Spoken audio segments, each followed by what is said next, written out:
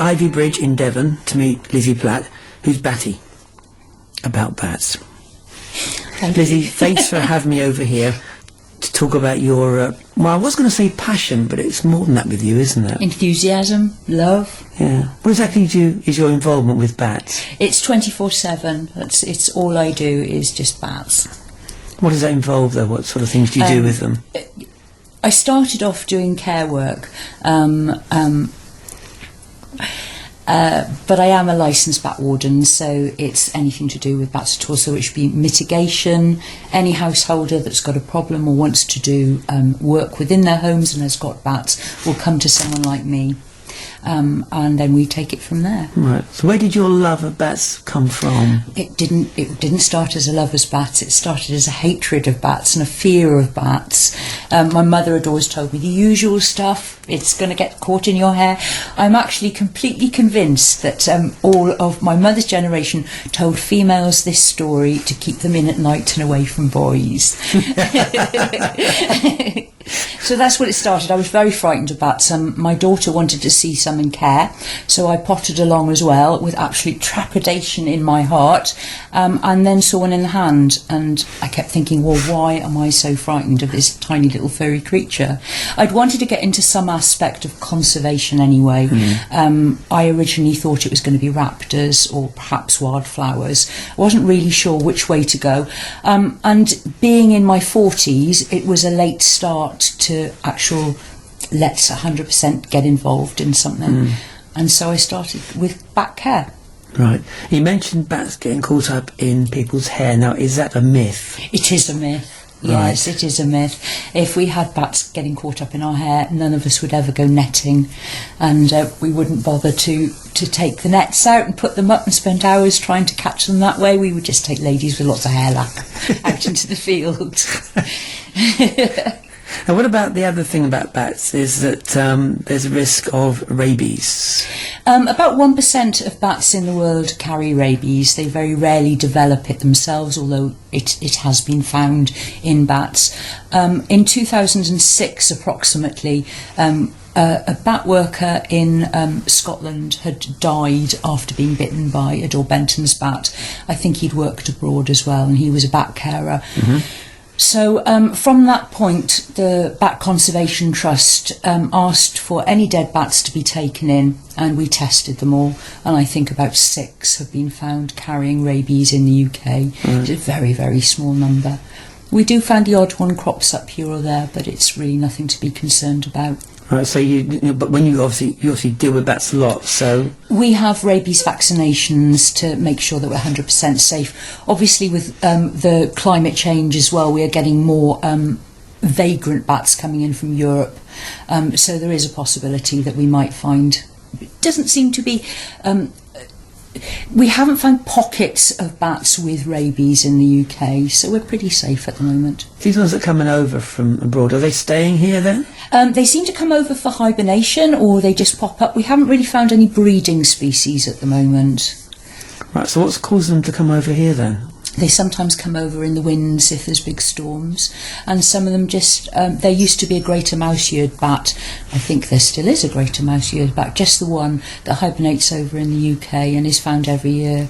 We no longer have greater mouse-eared bats in the UK. It used to be an existing species, but it really is extinct now, apart from this one. Right, when did that take place, the extinction? I'm not sure. I couldn't honestly tell you. It was some years back now. So it's a fair while ago. It was was, like a yes. recent extinction. Not incredibly recent. No. Do you think it's to do with climate change as well, these bats are coming over from? Yes, definitely. As we're warming up over here, it will definitely we'll have more species coming over, because the further up north you get, the colder it is, the less bat species are up north, where we have more down in south. No, they're going to have an effect on our bats, because they're coming over here, they're eating the food stores that our bats need, so is it going to clash? I would think it's pretty doubtful. You've got to remember as well, we have more of insects are also coming over, for example, mosquitoes that carry malaria, this type of stuff. So I think as our populations have declined in the UK, unless we really get on top of sticking to the laws about building, sticking to protecting our greenbelt land, and protecting our species in that way, I think more bats coming over is going to probably be a good thing. How many species of bat do we actually have in the UK? We actually have 17 breeding species. The 18th species of bat was the greater mouse-eared bat, which is obviously extinct as far. We have got a couple of others like the hoary bat, the pond bat's been found over here, but they are European species and we haven't put them on the list at the moment. Right, so that list is sort of fluctuating a little bit from time to time. I think at the moment we can say, well, we've got 17 species of bat resident in the UK. And how secure is that population of bats? I would say it's not that secure. Certain species, the more common species, for example, pipistrelles, that's fine. Brown long-eared, perhaps, that's good. But we have got the rarer species, the two horseshoe bats, the lesser and the greater horseshoe. There's the Barbastelle bat and the Beckstein's bat. And they are safeguarded by, for example, the Vincent's Trust that's got Border Woodland. It's an ancient woodland. It is a pocket of Beckstein's bats that they look after. They're not necessarily spreading out because we're losing the links between the woodlands, between the countryside. So it's loss of habitat. As usual, it's causing the problems up most, like the barn owl, for instance. Absolutely. And as well as with our houses, the more we're encouraged to put cavity wall insulation, seal up our homes, we have lost the roost spaces that we would have had before, because a lot of our British species have acclimatised to we have houses around us, we can live in them, their roofs are hot enough to be able to have maternity sites in them in the summer, and if we close that up we're losing the bats. Yeah, you're right, because I live on a really new housing estate, about 4 years old, and the houses are a closed unit. There's no gaps, there's no vents, there's nothing for any creature whatsoever, to get in and to nest. It's a shame. I mean, we're trying to encourage builders to actually put bat habitat in. So, building a bat brick or something into a new home would be, and for swifts as well, it would be a really useful thing to try and encourage bats to still come into that area. That's right, because they're in decline as well, I noticed, like most things, unfortunately. Absolutely. I mean, it wouldn't cost more, would it, to adapt a house for bats? No, I mean, even if it was £20 a house just to put in one bat brick, it would be a great help to bats. So, also, obviously, you've got the misconceptions that bats are evil, that they will bite you, that they're going to destroy your wires, eat into your homes. Bats just go in and hang up. It's not a big problem, but people need to understand, actually, we can live alongside these animals. We have always lived alongside these animals, so we just need to keep on with bat awareness. Yeah. Which bat would you say is most affected and is most endangered at the moment? I think probably the horseshoe bats still are, even though that we've got a lot more publicity to do with the greater horseshoe bat in particular.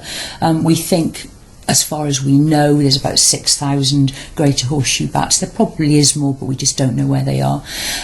They have always tended to use barns or very old houses. They need to be able to fly into their space. They're a big bat.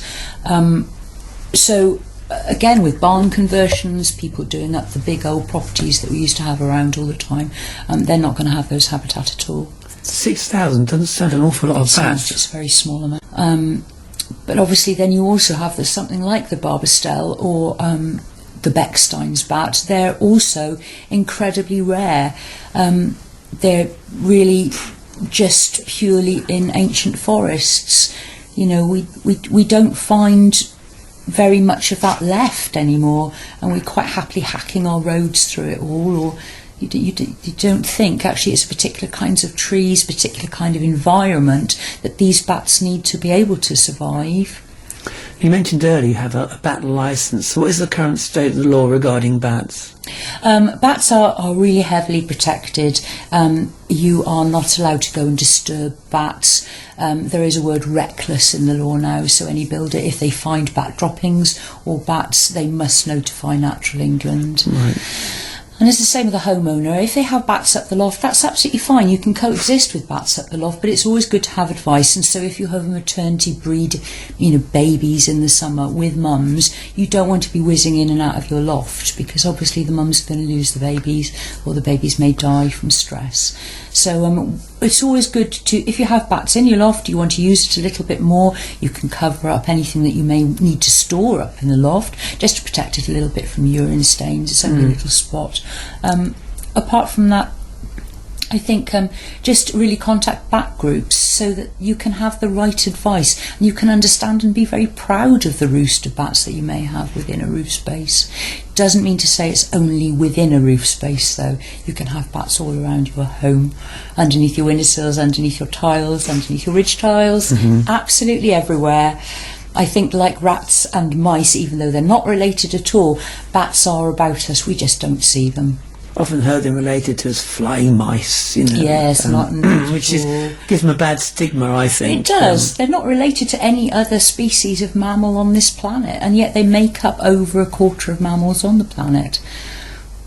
Right, so just to emphasise the point, if people have bats in their home and they don't really want them there, how do they go about having them removed? They would have to get in touch with Natural England. Bat Conservation Trust is probably your first port of call, and they will then recommend an ecologist or a licensed bat worker to come round, pay you a visit and assess the situation.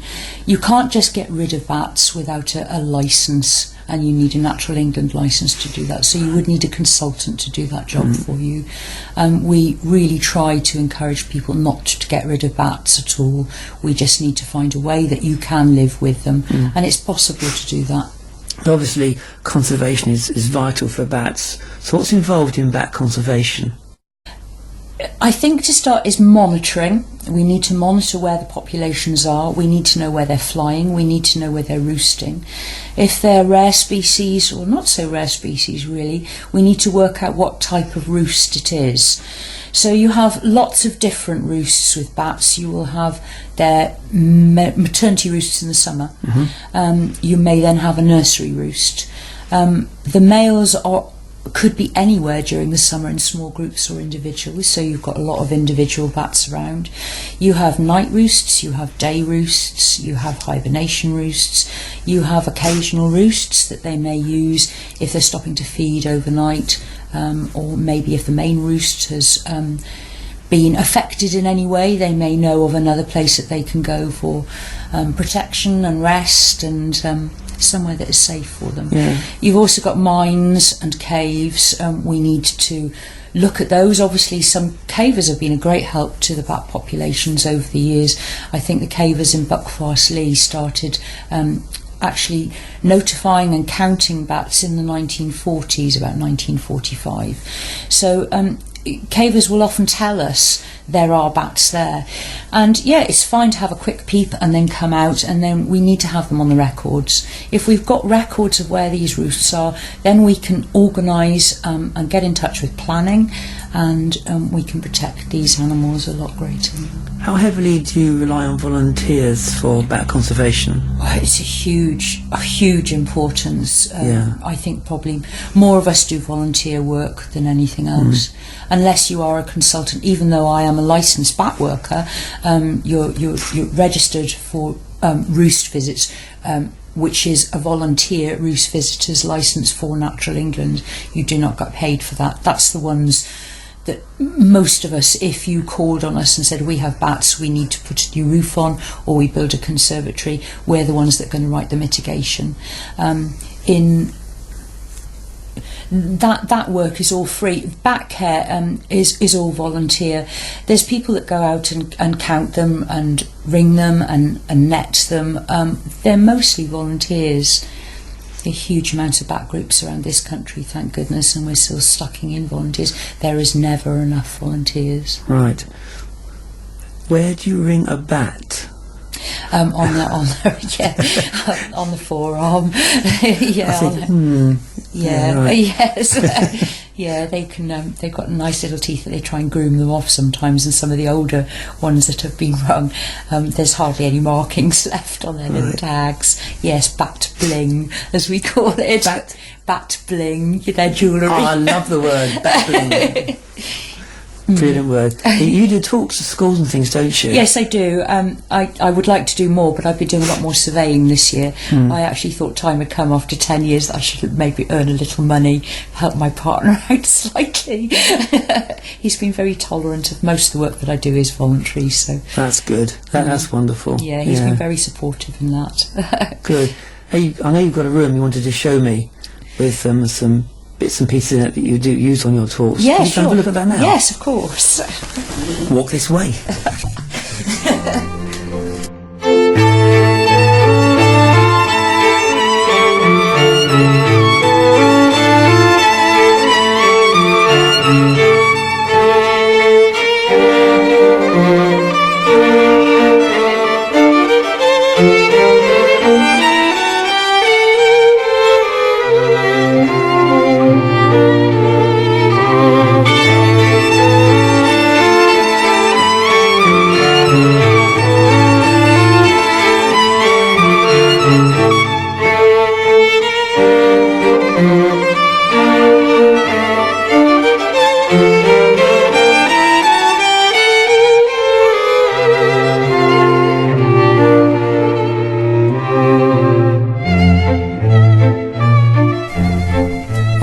Look at this. Yeah, this is a very useful room to have, even though it's a spare room and we have to occasionally put beds in here if people come. Very small, but it's nice to have all the batty stuff together. I also keep my orphan baby bats in here in the summer, or often we have pens right across this area here. So then if somebody brings a bat into me, and certainly if it's really nice if we have children or anything, I can bring them in, they can sit on the floor, they can look at the bats that we have in care, and also it gives us something to talk about and to focus on, so the pictures of bats and where and how bats can be found, it's all up on the wall. It's kind of quite useful. I think with children, visual aids are always fantastic because they can relate to what they see, can't they? Yeah, and also when you see a picture of a bat with its teeth out, and think, oh, that's quite scary. But no, that's just having a little chat. This is a social chat. So then if I get one out of the cage and it opens its mouth, they can say, well, actually, you're stroking this little bat. It is not a frightened little bat. It's just having a little chat back to me. And also when you have them close to, and you've got a bat in the hand, you chat and click to the bat. So I'm sort of like this at the bat, and the bat's often chatting back. Bats are incredibly social, and the children can hear them talking to each other within the pens, which is really, really nice. But then you have the other bits and pieces, little bottles of bat poo and little things, of skeletons, dried bats, bits and pieces. All we have to be licensed to hold all these little parts of bats by Natural England. It is an offence to keep any part of a bat without a licence. So the licence to cover live, it all covers dead bats, in fact. Yeah, we have to have special licences, zoo licence to hold a permanent bat, a bat that cannot be released, that must be licensed, that's a special zoo licence. And any parts of a bat, any act, it is, you're not allowed to sell any part of a bat, even their droppings in this country. Who would buy them? Well, guano would be quite useful to sell, really. They do sell it abroad, I mean, they make a lot of money out of it. But I think to protect our bats in this country, and we have smaller roosts, we don't have bat roosts of hundreds and thousands the way we used to do before. They're very, very small. But if somebody was, oh, I'm just going to nip in there and shovel up the bat poo and then put it on our compost heaps, you're going to be disturbing the bats. Absolutely, that's against the law. Yeah. Well, it's great to see this, Lizzie. Wall-to-wall bat. Yes, well, this is it. It's a nice idea for the kids to see, and the grown-ups as well, because I'm not a bat expert. I've been doing it 10 years and I do it 24/7, but I still wouldn't say I'm a bat expert. You know, you're always learning something. And also when you're quite excited about talking about bats, you kind of muddle things up, or you get a little bit, oh, I'm going to waffle on about this or waffle on about that. And sometimes it helps to focus, to bring you back to the point that you should be at. This was a baby whiskered bat that I had in care. You can see how very tiny it is. I was feeding him milk every 2 hours, goat's milk on a brush, weaning him. They can fly at 3 weeks. And about 8 weeks they're fully grown and they can fly on their own. So that was the whiskered bat. He was a very gentle, big, fluffy bat. He was a lovely bat. And the big knockjaws, which are one of the biggest British species here, and the tiny little ones next door, pipistrelles. And just, yeah, long-eared pictures over there. And this, of course, is the horseshoe bat. We've got a nice picture here as well of a. Oh, look at this! In comparison to humans and birds, actually, so it's showing that they've got big hands, because all the bat is. It's very similar to us, actually, skeletally. It's just got enormous hands with a membrane stretched between it, which is very manoeuvrable when they fly.